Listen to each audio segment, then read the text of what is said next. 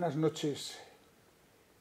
En Cantabria desde la Solana está aquí con nosotros un sacerdote agustino, escritor, periodista, que publica todas las semanas, los sábados, un artículo en las páginas de opinión del diario Montañés, tarea que ha estado haciendo durante los últimos años, yo diría casi desde la última década, 10 años, de artículos en el diario Montañés. Por tanto, una persona que ha entendido muy bien que en los tiempos actuales los medios de comunicación son un camino esencial para difundir la doctrina cristiana y para poner delante de la gente la importancia de los valores que a veces quedan opacados en una sociedad de las prisas, de la velocidad, del hedonismo y del consumo. Y con él vamos a hablar porque acaba de publicar un libro titulado Gotas de Vital Sofía. Este es el libro que se presentó hace días en el Ateneo de Santander y en el cual el padre Agustín Ribeiro recopila los artículos más interesantes publicados por él en el diario Montañés en los últimos años. Y lo hace además con una serie de ilustraciones que yo creo que completan muy bien la publicación. Bien, en primer lugar, ¿cómo nació la idea de este libro y por qué este libro y por qué este título tan mezcla de dos palabras como es Vital Sofía? Bueno, este libro yo voy recogiendo artículos. Hace 4 años publiqué uno, Mirando al mar, soñé. La foto en ese momento era del padre Mariano, que ahora se encuentra un poco pachucho en el hospital, y aprovecho para mandarle un abrazo. Y bueno, pues recogía también artículos, he tenido que hacer una selección, y aproximadamente antes de un año ya tenía hecha la selección, pero tenía que buscar a alguien que lo patrocinara. Ahí me ayudó y han sido sumamente generosos el patronato de la obra San Martín. Puesto que ya estoy entrando, aunque sea colateral, en lo de agradecimientos, agradecerle a usted pues toda la labor en el Ateneo, también este momento aquí en televisión. También tendría que hablar de otras personas, de José María Carceller, Obra San Martín, de Juan, el director, Juan Fernández. Tendría que hablar pues, de Chemi Pelayo, era usted director del diario y me llevó allí. Y, como no, del presidente actual, de don Luis Revenga. Todos estamos unidos un poquito por el corazón de los agustinos y también aparece el corazón en el reverso, el de la obra San Martín. Y de mucha humanidad va el libro. Gotas de Vital Sofía, y eso expresa también la carátula, es bueno, pues esas gotas que a veces van al mar de la vida de cada uno, y esas gotas pues son reflexiones, son, alguien ha dicho, moralejas, pensamientos, que siempre suelo poner en mis libros y que he estructurado por temas. Pues hablo de la utopía, hablo de la solidaridad, hablo en otros capítulos de los testigos, hablo de Dios, hablo de mensajes con humor. Ahí van 10 mensajes, 10 artículos en cada uno. Y bueno, pues es una Vital Sofía propiamente, es una palabra que no existe, que me he inventado, no sé el recorrido que tendrá, y que es la sabiduría aplicada a la vida real, a los momentos de cada día. Yo creo que todos lo hacemos, ¿no? El estar aprendiendo constantemente, desde las cosas más nimias a otras más serias, pues para ser más felices, a veces para vivir mejor o para hacer la vida más agradable a los demás. Bueno, ¿y cuál es esa receta que se desprende, lógicamente, de este libro para ser más felices, para estar más acordes con nosotros mismos y para evitar violencia y enfrentamientos? Bueno, yo creo que era Fernando VII, que tampoco es el rey más acomodado al tema, que decía paz con todos, guerra con nadie, ¿no? Eso sí creo que es importante. Entonces el buscar la paz, el consenso, yo creo que eso es fundamental.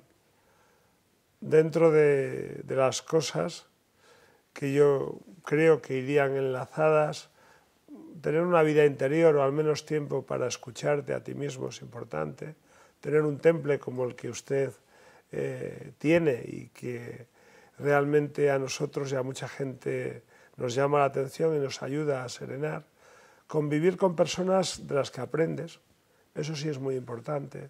Ser observador, ser también alguien generoso, ser alguien agradecido. Pues bueno, yo creo que son valores tradicionales que todos hemos tenido. Tratar de ser positivo, un poco utópico, creer que las cosas se pueden hacer, luchar por ellas, perseverar, no desesperarse, saber un poquito, pues bueno, atender los retos que tienes. Y yo creo, últimamente estoy descubriendo, cuanto menos hables y más escuches, mucho mejor. Bueno, y con estos artículos publicados en el periódico no solo de mayor difusión en Cantabria, tanto en papel como en digital, sino prácticamente el único medio de comunicación profesionalizado que hay ahora mismo en la región, usted, yo creo que sigue de alguna manera el camino de San Pablo de utilizar los medios que en aquel momento, estamos hablando lógicamente hace casi 2000 años, había para difundir el Evangelio, adaptándolo al presente. Es decir, ¿qué papel crees que tienen los medios de comunicación como posible camino para difundir la doctrina de Cristo y del Evangelio? Bueno, yo creo, en mi caso, yo estoy en el periódico por la vía de la amistad y del corazón, por Chemi Pelayo, y el que tuvo la visión paulina, digámoslo así, de que es importante que un sacerdote escriba, es importante que, bueno, pues igual, si no vienen a la iglesia, pues lleva tú un poquito el mensaje, fue él, y lo vio mucho más claro. Yo lo veo ahora, incluso cuando usted pues lo resume, ¿no? Porque, bueno, San Pablo es una de las grandes figuras, entonces compararme con San Pablo es, bueno, es una hormiguita con un gigante.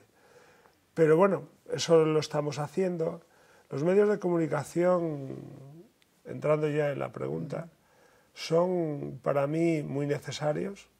Estamos todos cada vez más comunicados, hay 1000 maneras, las tecnologías han hecho que la comunicación llegue a todos y yo creo que es importante que sean veraces, que tengan también, como los vinos Solera, como es el diario Montañés, que tengan un estilo, que tengan pues como un patrón de comportamiento y de conducta, sobre todo ética, que no falten a la verdad, que den un poquito pluralidad a todos, que recojan todos los pensamientos, pero a mí me parecen vitales y sobre todo una comunicación y unos medios de comunicación honestos, veraces, sin crispar a la gente. Estamos asistiendo como a movimientos políticos y vamos a ponerlo fuera de nuestra nación por no meternos en política, en que son instrumentos del poder, ¿no? Y deben estar al servicio, yo creo, y estamos todos de acuerdo en ello, de la verdad, de la información, de hacer a las personas también más instruidas. No sé su opinión, pero conociéndole creo que todos estamos bastante en contra de la telebasura, de esos momentos de entretenimiento que posiblemente demanden. Claro, nunca se sabe si la gente consume eso porque es lo que ella quiere o si consume eso porque es lo que le ponen, ¿no? Entonces yo creo, y me reitero, fundamental su labor en el mundo actual, política, ética, a nivel de educación, a todos los niveles. Bueno, ha mencionado la palabra educación. Bueno, no he dicho al presentarle que es licenciado en Filosofía, licenciado en Ciencias de la Educación y también en Estudios Eclesiásticos. Por lo tanto, como conocedor de la ciencia de la educación, como prior de los agustinos en Santander y por tanto de uno de los centros formativos más importantes de nuestra ciudad, de nuestra región, tiene mucho que decir en el tema de la educación y de la deriva constante que está tomando ahora mismo el mundo educativo, y con esto me gustaría conocer su opinión, porque estamos asistiendo en los últimos 20 o 25 años a constantes cambios en las leyes de educación, en las políticas de educación. Prácticamente cada 3 o 4 años se cambian los programas, los calendarios. ¿Cómo ve usted ahora mismo la situación de la educación en España? Yo podría decir que no soy la autoridad más grande para hablar de la educación, aportaré un poquito lo que yo conozco o sé. Sí es verdad que el director del colegio nuestro, el padre Luis Fernando, conoce mucho más, igual un día le podéis invitar. Y hay una persona que yo creo que conoce usted, el padre Valeriano Aldonza, que fue director mucho tiempo, es consejero de educación de los agustinos, es vicepresidente de la CECE, y es una persona que me ha asesorado cuando me he preparado para venir aquí y muy instruida en esto, muy implicado en la educación. Desde aquí, a mí me parece, y lo vemos todos, que los movimientos educativos están demasiado sujetos a la política de los gobiernos o de los últimos gobiernos. Yo he escuchado en muchos momentos que sería ideal un consenso educativo. Se ha hablado mucho de ello, de llegar a un acuerdo de fuerzas políticas. A mí me parece que lo ideal sería poner, pues al igual que al dirigir un barco se pone pues a los patrones y a la gente que sabe de náutica, en educación convendría empezar por poner a profesionales de la educación, contar verdaderamente con los profesores, sean de derechas, sean de izquierdas, plantear que la educación es un tesoro que tenemos, que llevamos años forjando, que forja el futuro, y creo que máximamente los profesionales podrían estar de acuerdo en mucho, más allá pues, de temas más ideológicos, y que a veces son las políticas las que subrayan lo ideológico y de alguna manera olvidan lo fundamental. También desde ahí el último anteproyecto, ahí donde estamos con Isabel Cela, pues han logrado poner casi de acuerdo a sindicatos y a patronales de la enseñanza en decirles que eso no, que por ahí no vamos, que se necesita consenso, que cuenten con ellos. Parece que es una ley muy acelerada, que está diciendo que va a haber una ley más adelante, pero parece que ellos tienen mucha prisa en un gobierno que parece bastante provisional en llevarla a cabo. Cuenta poco con todos estos sectores que ayudan a la enseñanza concertada, realmente la orilla bastante. La demanda social era muy importante y parece que la obvia o la olvida cuando está en los concordatos de la Iglesia-Estado. También conculca hasta cierto nivel la labor tanto de los directores de centro, la libertad. Estamos concertados, hay unos derechos y hay unas obligaciones, pero se mete mucho y va llevando el agua a su molino. Mete la figura del concejal, del ayuntamiento en los consejos escolares. Le da muchas atribuciones al consejo escolar. Hay quien ha hablado incluso de comisarios políticos. Eso se puede hacer en la pública. Quizá un concertado por el régimen en que estamos, con la historia que tenemos, gobiernos de izquierda y gobiernos de derecha, pues parece eso, ¿no? Una monopolización, un querer estrechar la libertad de gestión del propio centro. Con las enseñanzas, la religión, pues la religión diríamos que la devalúa. Si esa asignatura debería estar en el mismo rango que las demás, prácticamente desaparece en el bachiller.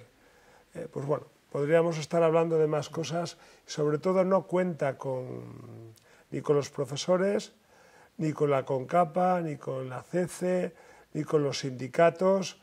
Yo creo que está hecha muy deprisa y sin contar con todas las fuerzas que tienen que ofertar mucho, ¿no?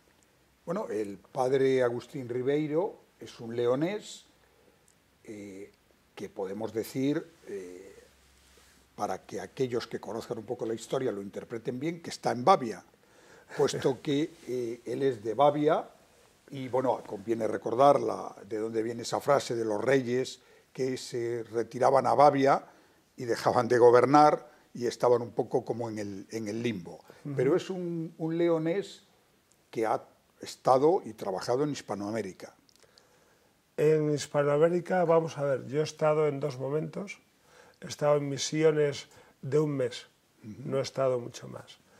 Tengo buenos amigos trabajando allí y la verdad es que a veces pensamos, cuando he estado en Argentina, fue el año 89, estuve un mes y sí me llamó la atención.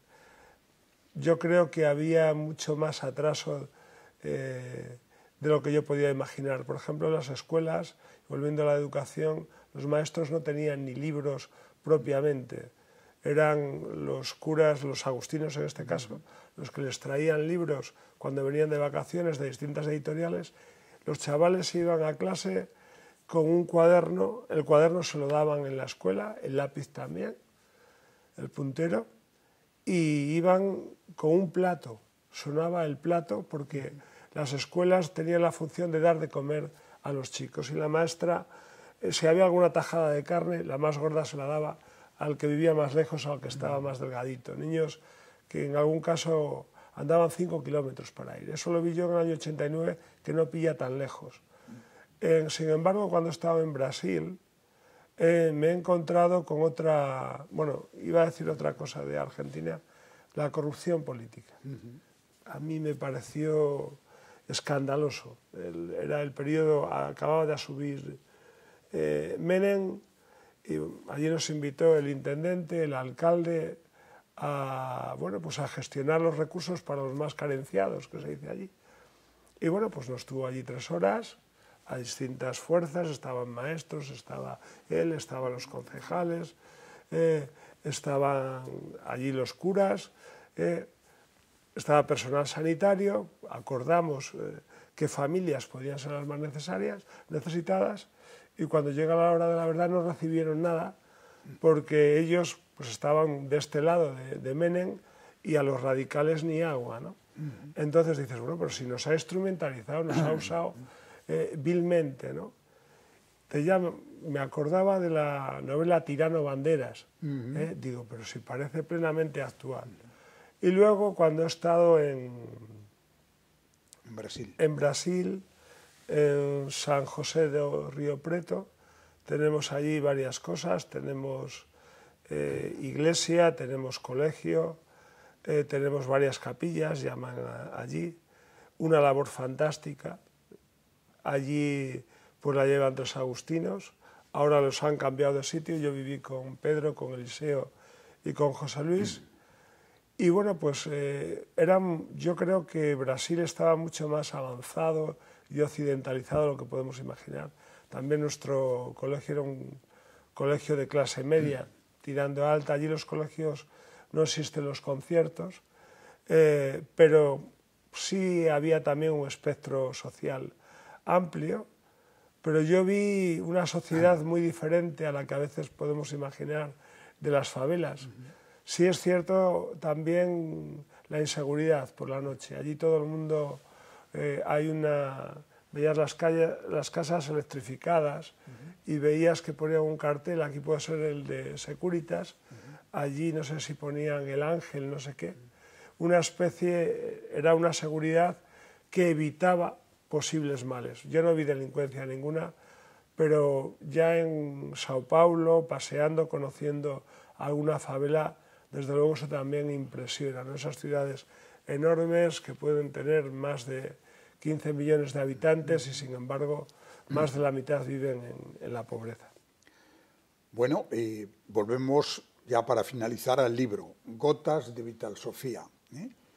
Un libro que se presentó en este Ateneo de Santander hace días, que ya está en las librerías.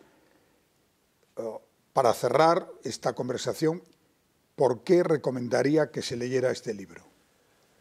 Bueno, la razón fundamental es gratitud. Me vas a permitir que lo coja. Yo debo la publicación del libro a la Fundación de Laura San Martín. Ahí está el corazón y las manos unidas. Y sí quisiera que los beneficios, si hay alguno, fueran íntegramente para ellos. Entonces esa para mí es la razón fundamental de gratitud. A otro nivel, pues yo creo que bueno, pues puede aportar algo, puede ayudar algo, puede entretener y también puede hacer pensar, reflexionar, ¿no? Es posible que haya muchos pensamientos que no he sabido recoger, que haya personas que no piensen igual que yo, pero también es bueno el contraste, el diálogo. Yo he tenido incluso algún abuelo del colegio que siempre que llegaba me decía que había leído el artículo y me decía, pues en esto estoy de acuerdo, pues en esto no, ¿no? Creo que es una aportación pequeña, una gota a la cultura de Cantabria. Yo agradezco mucho que se haya publicado, agradezco al diario Montañés que me publique. Y a mí me sorprende siempre cuando alguien me dice, oye, te he leído, oye, con tal. Pues es poner ahí un poco al servicio esos artículos de quien quiera leerlos, incluso reírse en algún caso y contrastar opiniones o aprender, si bien yo creo que soy un pedagogo mínimo, ¿no? Pues muchísimas gracias al padre Agustín Ribeiro, padre superior de los agustinos aquí en Santander, como he dicho, licenciado en Ciencias de la Educación y persona que ustedes le van a poder seguir leyendo, además de en este libro, cada semana los sábados en las páginas de opinión del diario Montañés. Muchas gracias y buenas noches. Muchísimas gracias.